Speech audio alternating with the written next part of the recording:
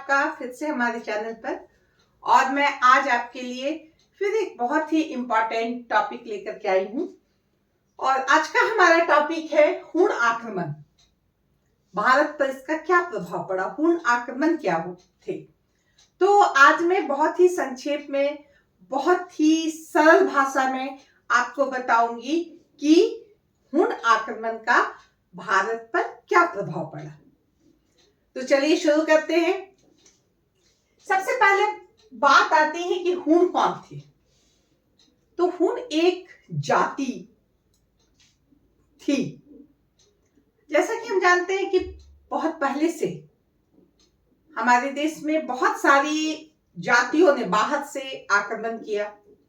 उनका उद्देश्य अलग था, बहुत सारे आए गए। उसमें से एक जाति हूण जाति थी, जो मूलतः जिसको हम कहेंगे वो मंगोल जाति थी। और मंगोल जाति में भी वह सीथियन एक ग्रुप था, उसकी एक शाखा थी, सीथियन जाति की एक शाखा थी। तो ये हूण कौन थे? मंगोल थे। बहुत सारे संस्कृत ग्रंथों में, अनुश्रुतियों में हमें ह्यूग्नु का जिक्र शब्द मिला है। ह्यूग्नु, ह्यूग्नु क्या? ह्यूग्नु ये कौन थे? ये हूण को ही ह्यूग्नु कहा गया है। तो ये हूण जाति, हूण कौन थे? ये मंगोल थे, सीथियन जाति की, सीथियनों की एक शाखा थे। और इन्हें बहुत सारे भारत के अभिलेखों में, अनुश्रुतियों में हम देखते हैं कि इनका जिक्र है। इनकी पहचान क्या थी? कौन होते थे हूण? तो हूण जो थे, इनकी पहचान क्या थी? ये खानाबदोश थे। खानाबदोश मतलब घुमंतु प्राणी, जो एक जगह टिक के नहीं रहता, जिसका कोई आज यहाँ कल वहां घूमे जा रहा है। जहां पे रोटी मिल गया, जहां खाना मिल गया वहां खा लिया, जहां आश्रय मिल गया वहां रह गया। कोई निश्चित स्थान पर ये नहीं रहते थे, घूमते रहते थे एक जगह से अपने क्षेत्र में, एक जगह से दूसरी जगह। असभ्य, सभ्यता इनके जाति में नहीं थी। सभ्यता के अंतर्गत हम क्या कहते हैं? रहने सहने का ढंग, खाने पीने का ढंग, बातचीत करने का ढंग, वो सबसे ये कोसों दूर थे। इन्हें कला से, सभ्यता से, संस्कृति से कोई लेना देना नहीं था। बहुत ही बर्बर थे। बर्बर मतलब बहुत ही क्रूर थे, बहुत ही कठोर थे। रक्त बहाना इनका मनोरंजन का साधन था। कहने का अर्थ है कि ये रक्त पिपासु जाति थे। इनका काम युद्ध करना, युद्ध के प्रेमी थे। और युद्ध प्रेमी होने के कारण इसके पास विशाल सेना थी। और ये विशाल सेना जिधर चलती थी वहां लूट मार, खून खराबा करते हुए खुशी खुशी निकल जाती थी। उसे कोई इस बात का मलाल नहीं रहता था कि मैंने ये बहुत गलत कर दिया, ये किया। तो इस तरह हम क्या कह सकते हैं कि इनकी पहचान क्या थी? ये खानाबदोश, बर्बर, असभ्य, युद्ध प्रेमी जाति के थे। पहले, अब हम बात करेंगे इनका मूल स्थान क्या था, ये कहां रहते थे। पहले ये चीन के उत्तर पश्चिम क्षेत्र में इनका बसेरा था। उत्तर पश्चिम क्षेत्र में हम क्या देखते हैं कि वहां पर यूची जाति के लोग थे, उसे भगा दिया गया और वहां पे वो अपना बसेरा बना लिए। धीरे धीरे वो आगे बढ़ते हुए मध्य एशिया में आ गए और मध्य एशिया के स्टेपेज यानी कि मैदानों में वो रहने लगे। मध्य एशिया में भी बहुत दिन तक रहने के बाद जब उनकी जनसंख्या बढ़ने लगी, आबादी बढ़ने लगी, तब वो सोचे कि चलो भाई अब इधर उधर आगे बढ़ते हैं। और इस तरह वो दो गुट में बट गए, दो भाग में बट गए। एक भाग जो है वह यूरोप की तरफ चला गया और दूसरा भाग ऑक्सस नदी घाटी को पार करने चला गया। हम देखते हैं ये जो पहला भाग था रोमन साम्राज्य की तरफ जो चला गया, उसने रोमन साम्राज्य को बहुत क्षति पहुंचाई।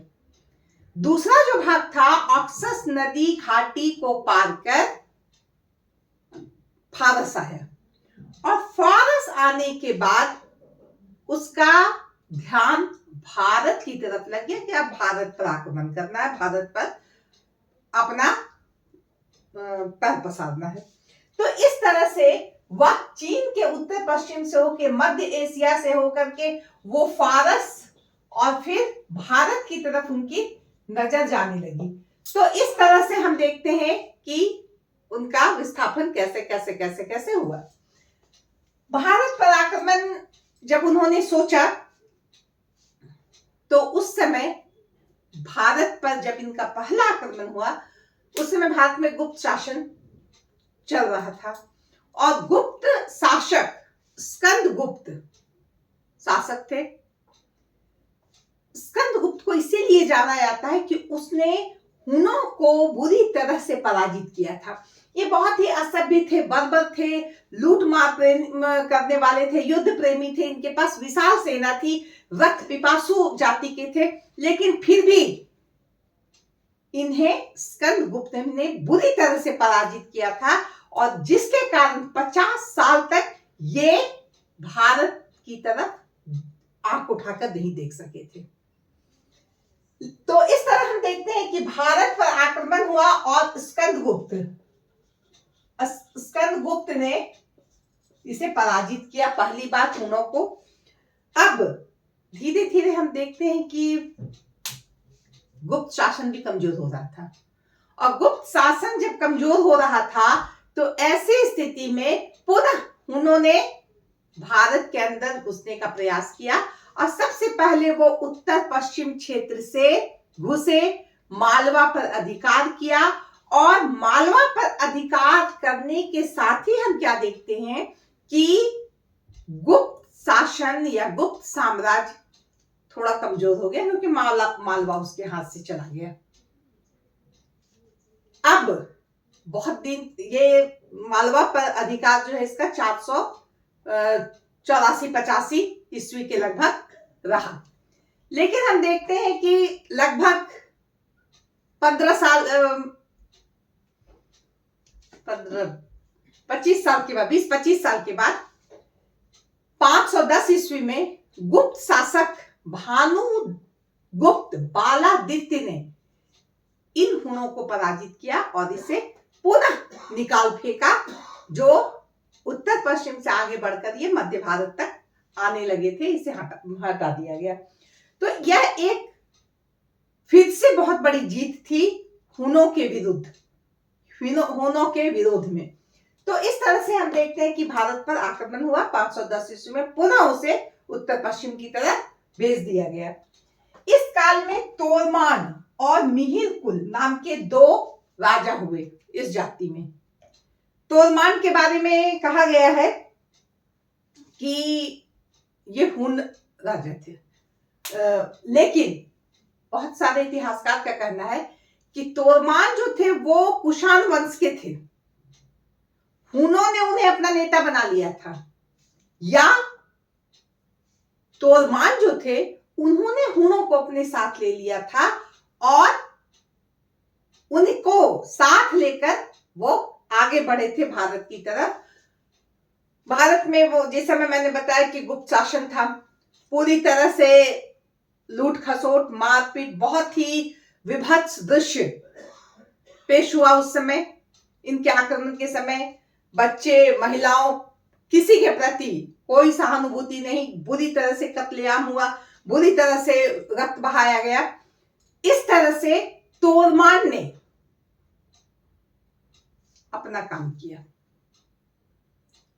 तोरमान के बाद मिहिरकुल जो उसका पुत्र था, वह उसके मरने के बाद वो सामने आया और उसका उद्देश्य हुनों का नेता मिहिरकुल हो गया और उसका क्या एम हो गया, अपने पिताजी की इच्छा को, उनके सपने को पूरा करना, और वो पुनः उस क्षेत्र में आ गया, वहां पे अपना अधिकार जमाने के लिए लूट खसोट, खून बहाना। पेंसांग ने लिखा है कि वो बौद्धों का बहुत बड़ा दुश्मन था, बौद्धों का कट्टर शत्रु था। उसने हजारों बौद्धों की हत्या कर दी, बौद्धों के अनेक स्तूपों को, अनेक विहारों को उन्होंने नष्ट किया, बौद्धों को वो चारों तरफ से बहुत ही बुरी तरह से पस्त किया, जिसके कारण बौद्ध धर्म बहुत ही विचलित हो गया उस समय। यह बात ह्वेनसांग ने लिखी है।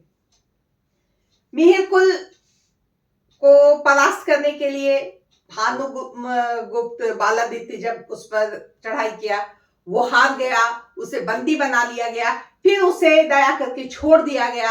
वह भाग करके कश्मीर चला गया और कश्मीर के शासक ने उसे संरक्षण दिया।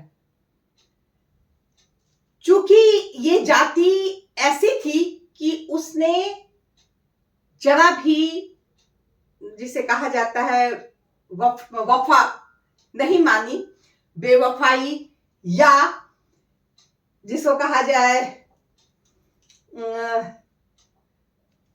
एक दुष्ट आचरण निभाते हुए उसने क्या किया, उसी को धोखा दे दिया, विश्वासघात किया। किसके साथ?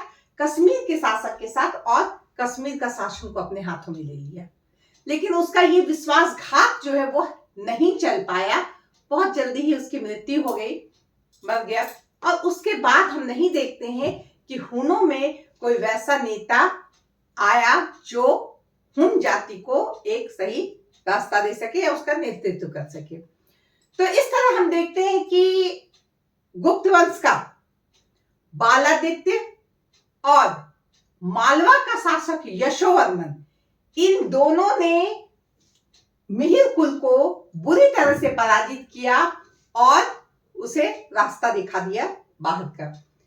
तो इस तरह से हुन चले तो गए, लेकिन इन्होंने भारत पर अपना बहुत विशेष प्रभाव छोड़ा। क्योंकि अक्सर सवाल आता है कि हुनों के आक्रमण का भारत पर क्या प्रभाव पड़ा, ये सवाल आता है। तो चलिए हम देखते हैं क्या प्रभाव पड़ा। सबसे पहले हम कहेंगे कि गुप्त साम्राज्य को क्षति पहुंची। गुप्त साम्राज्य, पहले तो स्कंदगुप्त के समय उसे हुनों का सामना करना पड़ा, रक्त पिपासु जाति का, इतने बर्बर जाति का। इससे स्वाभाविक सी बात है, जन की हानि तो हुई ही होगी, धन की भी हानि हुई।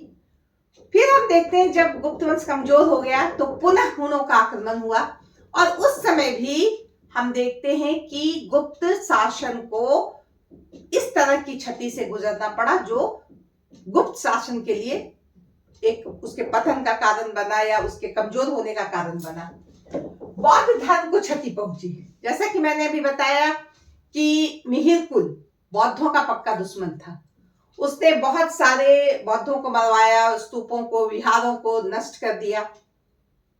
तो इस तरह से बौद्ध धर्म, जिसको बौद्ध धर्म के जन्म के बाद से ही सारे शासकों ने बहुत महत्व दिया, बहुत उदार नीति रखी उसके लिए, उस बौद्ध धर्म को मिहिर-कुल के आक्रमण ने बहुत क्षति पहुंचाई।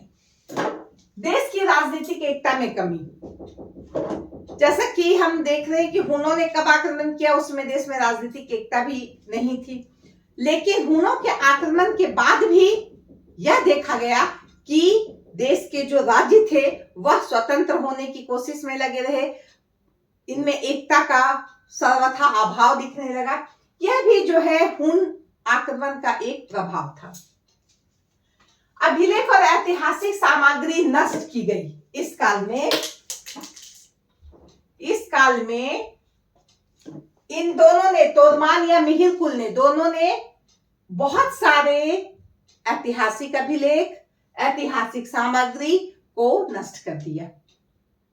क्योंकि उनको तो कोई संस्कृति, सभ्यता, भाषा, साहित्य से कोई मतलब नहीं था, उन्हें कोई लिखित अभिलेख से कोई मतलब नहीं था। जब वो निकले तो भाई काट मार के साथ बर्बादी भी उनके हिस्से में बनती थी, वो सारा उन्होंने किया। और इसके कारण हम देखते हैं कि हमारे बहुत सारे अभिलेख, बहुत सारी ऐतिहासिक सामग्रियां नष्ट हो गई उस समय। राज्य का गठन नए तरीके से होने लगा, जिसमें लोकतांत्रिक मूल्यों की कमी होने लगी, लोकतांत्रिक मूल्य का क्षय होने लगा। निरंकुशता और नृशंसता का एक उदाहरण पेश किया जाने लगा। पहली बार किसी जाति ने इतना क्रूर रूप लोगों को दिखाया। जैसा कि मैंने बताया कि रक्त पिपासु, उन्हें किसी तरह का माया मोह, किसी भी तरह का दया धर्म उनके पास नहीं था। और यह एक उदाहरण बना कि कैसा निस्तंस, कैसा कट्टर एक जाति है। हुनों के द्वारा क्या हम देखते हैं कि हिंदू धर्म अपनाया गया। यह एक बहुत बड़ा प्रभाव था कि हुन मंगोल बाहर से आके, मध्य एशिया से आके उन्होंने हिंदू धर्म को अपनाया। और हम यह भी पाते हैं, बहुत सारे इतिहासकारों का कहना है कि जो हुन बाहर से आए, यहां उन्होंने वैवाहिक संबंध स्थापित किया, उनकी जो संतान हुई वो राजपूत कही गई। कुछ विद्वानों का ऐसा भी कहना है, कुछ इतिहासकारों का। हिंदुओं से वैवाहिक संबंध किए, उन्होंने हिंदू धर्म अपनाया तो हिंदू समाज के अंग बनने लगे, हिंदुओं के साथ उनका वैवाहिक संबंध हुआ। तो ये एक बहुत बड़ा, इससे पहले हम देखते हैं और भी बहुत सारी जातियां आई थी, लेकिन वो इतनी घुल मिल नहीं गई थी भारतीय समाज में।